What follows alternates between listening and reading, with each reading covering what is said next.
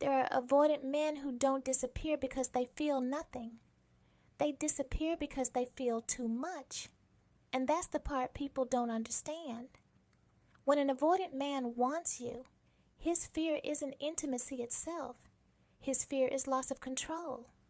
Wanting you means you have emotional influence over him, and emotional influence feels dangerous to someone who survived by staying self-contained.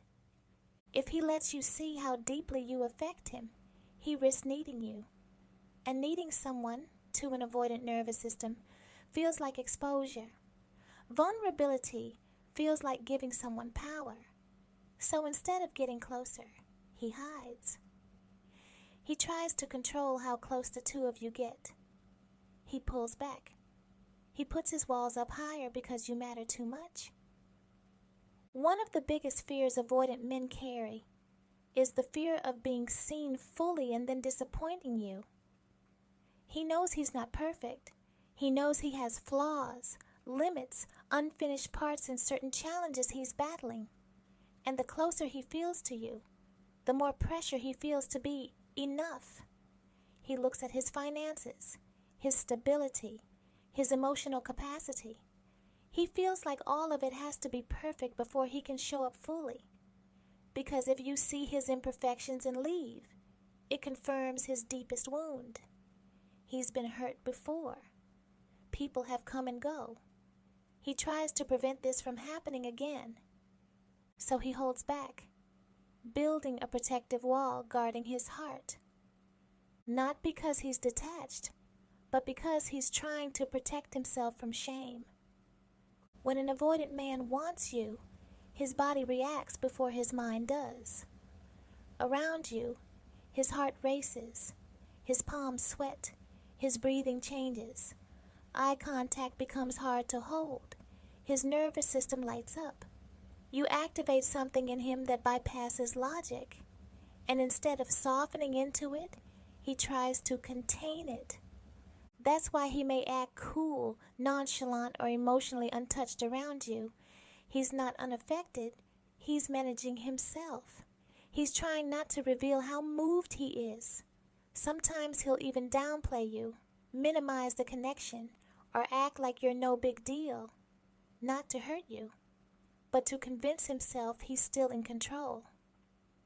Avoidant men are experts at emotional poker faces. But when you're not around, it's different.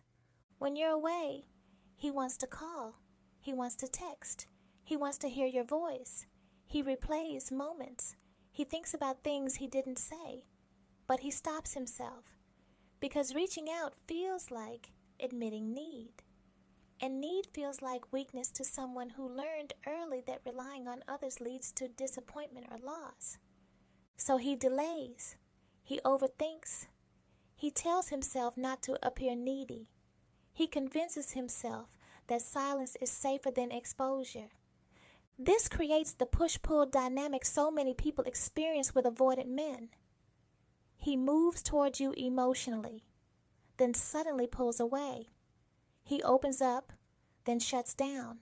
He connects, then distances.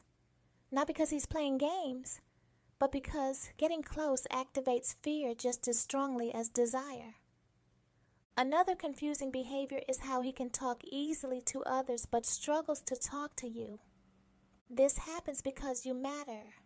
With people he doesn't care as deeply about, there's no emotional risk, no stakes, no vulnerability. Conversation feels light, safe, controlled. Those people are in a separate compartmentalized box away from their heart no matter how close they look. But with you, every word carries weight because you matter so much more.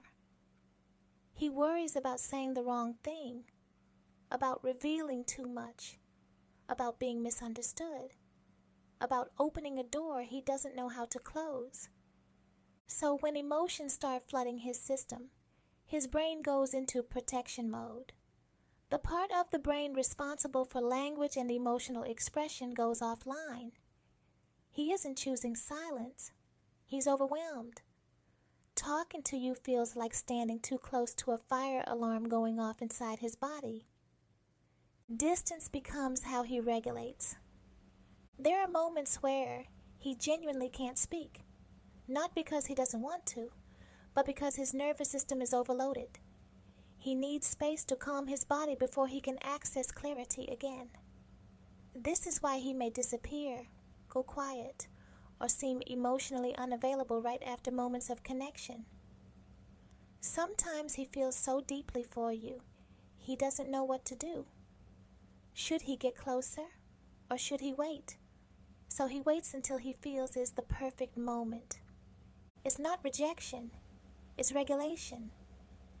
Avoidant men also fear being consumed by relationships. If your presence feels captivating, intense, or emotionally activating, he may pull back simply because his system can't process that level of stimulation yet. Attraction doesn't feel grounding to him. It feels destabilizing. So he creates distance to feel safe again. And yet, he doesn't leave completely. He stays orbiting, watching, checking in quietly. He may send a little breadcrumb, checking on you, then pull back, keeping the door cracked open. If he didn't care, he would detach fully. The fact that he lingers emotionally while holding back physically or verbally is often a sign of internal conflict, not because he's playing games for ego. That's not always true. The truth is, avoidant men don't fight feelings they don't have. They fight feelings that feel overwhelming, uncontrollable, and threatening to their sense of autonomy. They hide desire because desire feels like surrender. They hide attachment because attachment feels like risk. And they hide love because love feels like something they could lose. Sometimes love hurts, and he knows it. So if you felt confused by mixed signals where he gets close then suddenly get distant, then shows interest followed by silence, it doesn't automatically mean you were unwanted. Sometimes it means you touched something real inside him that he didn't know how to hold yet. That doesn't mean you should chase him, wait for him, or shrink yourself to make him comfortable. Understanding explains behavior. It doesn't excuse emotional unavailability, but it does mean this. When an avoidant man hides his feelings, it's often not because you didn't matter. It's because you mattered more than he felt ready to handle. And that distinction changes everything.